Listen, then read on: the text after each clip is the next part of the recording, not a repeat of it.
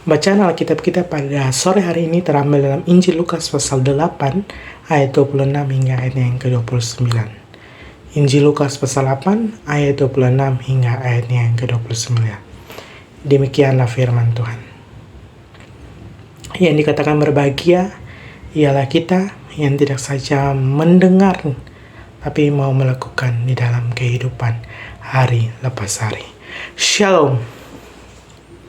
Selamat sore untuk kita semua. Selamat datang dalam ibadah minggu pada sore hari ini. Kita bersyukur untuk anugerah Tuhan yang begitu besar dalam kehidupan kita semua, karena Dia masih mengizinkan kita semua, Bapak, Ibu, dan saudara-saudara untuk bersekutu dalam ibadah minggu pada sore hari ini.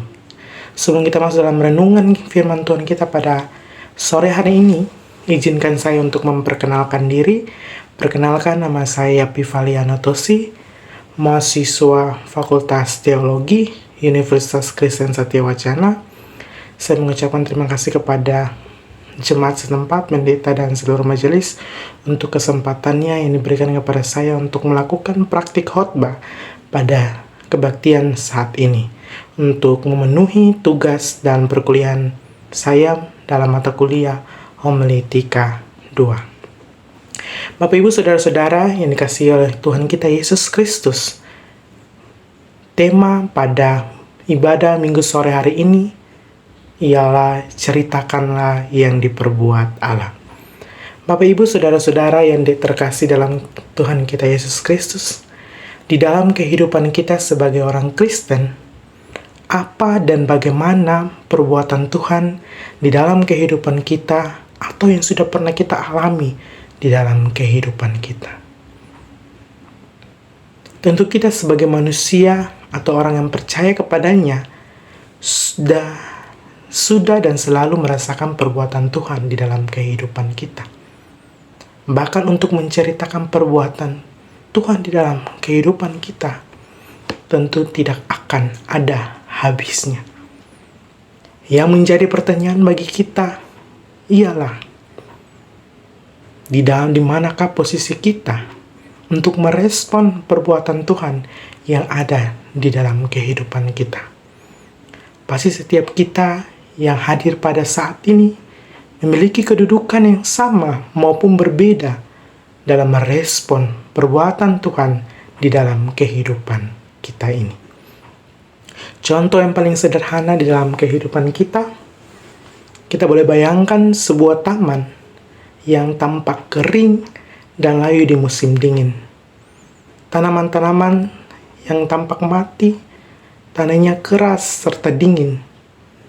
Namun ketika kita lihat pada musim semi, tiba sinar matahari mulai menghangatkan tanah, hujan mulai turun, dan di situ mulai perlahan-lahan tunas baru bermunculan dari tanah yang tampak mati itu tadi.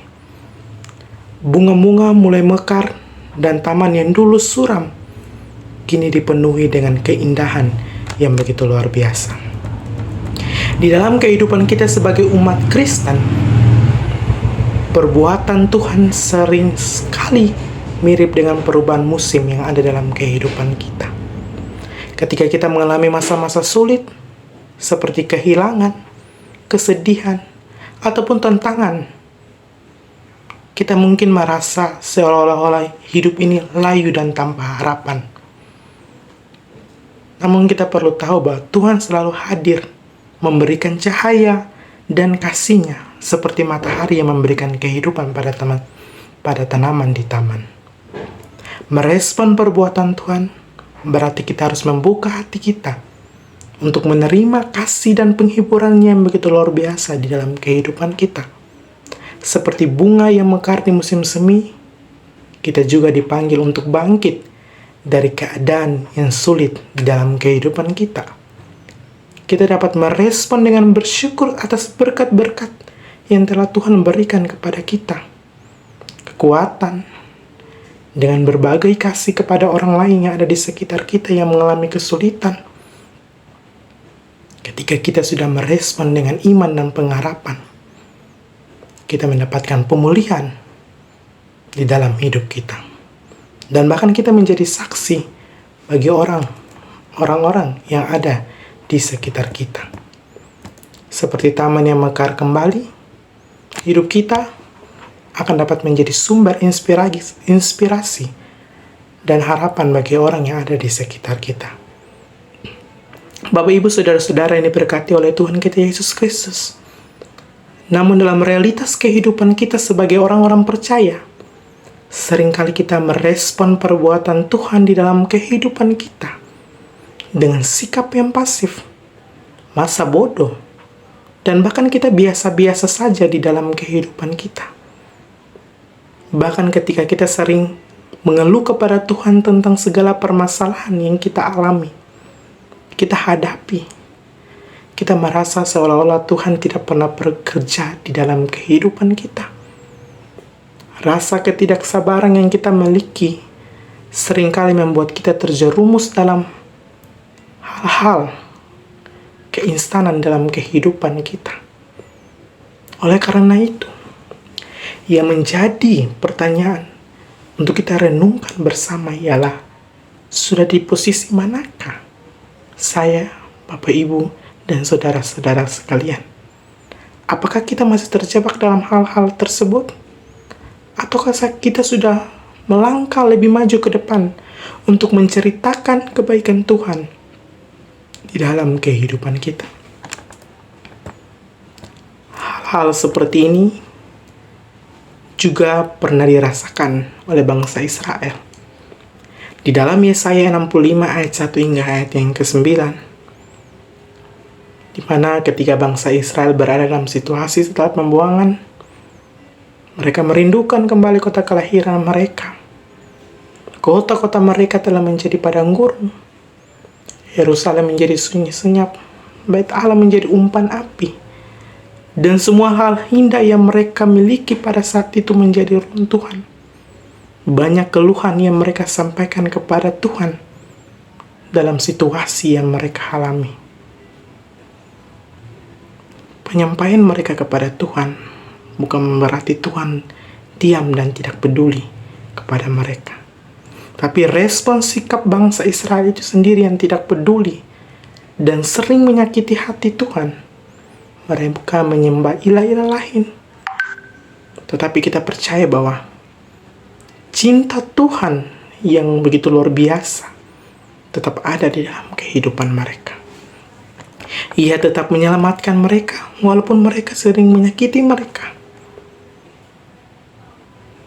Menyakiti hatinya. Tetapi hal yang seharusnya menjadi refleksi bagi kita untuk memahami karya Allah di dalam kehidupan kita ialah dari kasih dan perbuatan Tuhan itu sendiri. Dari tema kita pada hari ini tentang ceritakanlah yang diperbuat Allah, kita diajak untuk bertekad mewartakan karya Allah kepada sesama tentang sesuatu yang berharga di dalam kehidupan kita. Di dalam bacaan kita hari ini, Injil Lukas pasal 8 ayat 26 hingga ayat yang ke-39 menggambarkan lanjutan kisah Yesus setelah meredakan badai dan menyembuhkan seorang yang sakit pendarahan. Di dalam bacaan kita hari ini diceritakan kisah Yesus yang mengeluarkan seseorang dari kerasukan setan di daerah Gerasa. Bapak, Ibu, Saudara-saudara yang diberkati oleh Tuhan kita Yesus Kristus, Gerasa merupakan tempat di seberang Galilea yang juga disebut sebagai tempat para peternak babi, sehingga dihuni oleh orang-orang yang tentunya di luar non-Yahudi itu sendiri. Mereka, kita tahu bahwa orang-orang Yahudi pada saat itu memandang babi sebagai hewan yang haram atau najis. Ketika sampailah Yesus di tempat itu, di bacaan kita menggambarkan bahwa tidak ada seorang pun yang menyambut Yesus dengan meriah dan luar biasa. Sebaliknya, yang disambut Yesus ialah legion atau orang-orang yang kerasukan banyak roh jahat itu. Ini menunjukkan bahwa tidak ada keterbukaan dari orang-orang yang berada di Gerasa itu, yang merindukan kehadiran Yesus Kristus di tempat itu. Meskipun demikian, Yesus tetap melaksanakan tugasnya sebagai pelayan di sana. Karena prinsip pelayanan yang sejatinya bahwa semua orang harus memiliki hak dan kesempatan yang sama untuk mendengar serta merasakan karya Allah di dalam kehidupan mereka. Dalam bacaan kita hari ini, sebenarnya ada beberapa poin yang dapat kita belajar bersama yang ditarik dari tema kita ceritakanlah yang diperbuat Allah. Ada 2 poin yang dapat kita belajar bersama. Yang pertama, kasih yang membebaskan. Berbicara mengenai kasih, berarti di sini kita berbicara mengenai perasaan atau sikap yang mendalam dan tulus kepada orang lain yang ditandai oleh perhatian, pengertian, dan pengorbanan. Di dalam kehidupan kita sehari-hari, untuk menunjukkan sikap kasih, kita seringkali menghadapi tantangan yang sulit. Seringkali sikap kasih yang kita tunjukkan hanya berfokus pada orang-orang yang kita kenal saja, ataupun pada orang-orang yang memiliki kedudukan yang sama dalam status sosial kita, seperti pekerjaan, kekayaan, maupun pemikiran yang sejalan, dan masih banyak lainnya. Segala perbedaan ini terkadang menjadi hambatan untuk kita menunjukkan sikap kasih itu sendiri. Dalam bacaan kita pada hari ini, ayat 26 hingga ayat yang ke-33, Yesus telah menunjukkan aspek penting yang tercermin dalam tindakan dan sikapnya terhadap orang yang kerasukan setan itu, yang menyambutnya ketika ia sampai di Gersa. Yesus menunjukkan sikap kasihnya dengan mendekatinya dan berbicara dengan seorang yang kerasukan setan itu, yang tinggal di dekat kuburan karena sering diasingkan dari masyarakat sekitarnya. Ini menunjukkan bahwa kasih Yesus melampaui batasan sosial dan stigma-stigma yang ada di dalam lingkungan masyarakat ini. Kehadiran Yesus kepada orang yang kerasukan setan atau roh jahat yang bernama Legion ternyata menghadirkan pembebasan dari roh jahat yang membelenggu dirinya itu. Kebebasan yang diterimanya bukan hanya secara fisik, melainkan juga pembebasan secara spiritual yang ada di dalam dirinya. Sehingga orang yang tadinya kerasukan roh jahat itu mengalami transformasi hidup yang begitu luar biasa di dalam kehidupannya. Dia yang sebelumnya terasing, disingkirkan, kini menjadi tenang dan duduk di kaki Yesus. Dari sini kita melihat bahwa sungguh luar biasa kasih Yesus yang ditunjukkan dalam bacaan ini.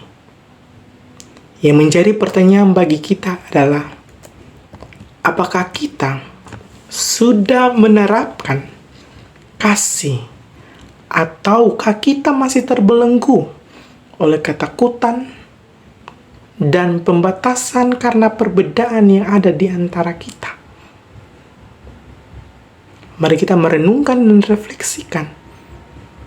Kita membangun hubungan lagi lebih dekat daripada Tuhan melalui doa di dalam kehidupan kita. Poin yang kedua ialah diubah untuk menjadi saksinya.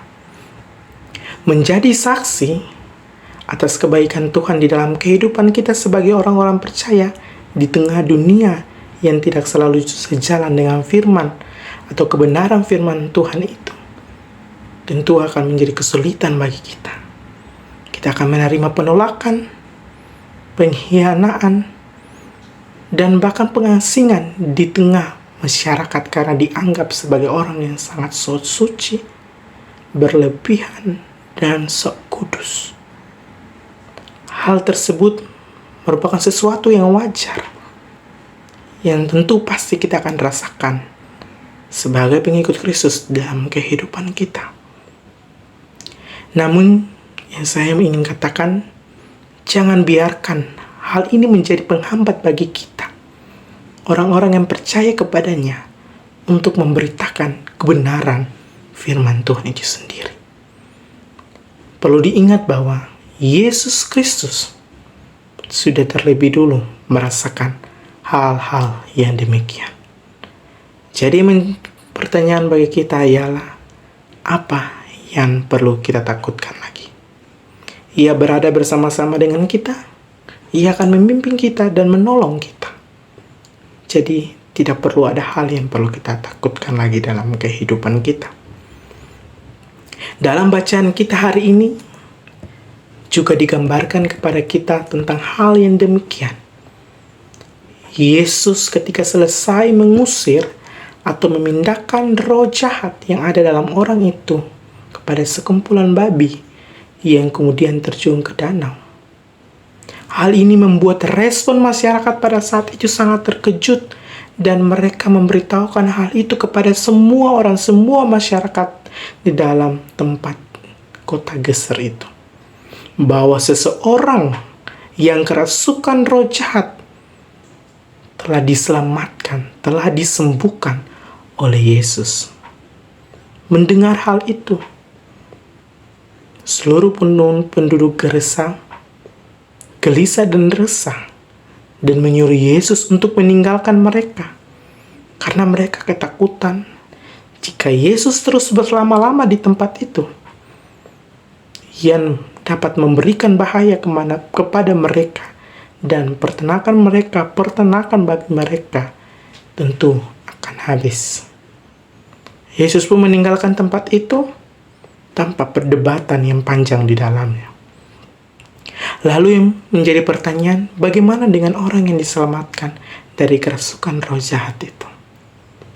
Seseorang yang diselamatkan dari kerasukan roh jahat itu, dalam bacaan kita, dia meminta Yesus agar dia mengikutinya.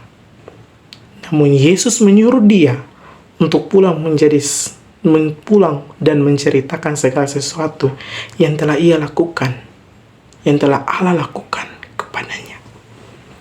Tindakan Yesus di sini memberikan tugas kepada seseorang yang telah diselamatkan dari roh jahat itu, merupakan mandat yang berharga sebagai saksi perbuatan Tuhan di dalam kehidupannya, untuk menjadi pewarta karya Allah.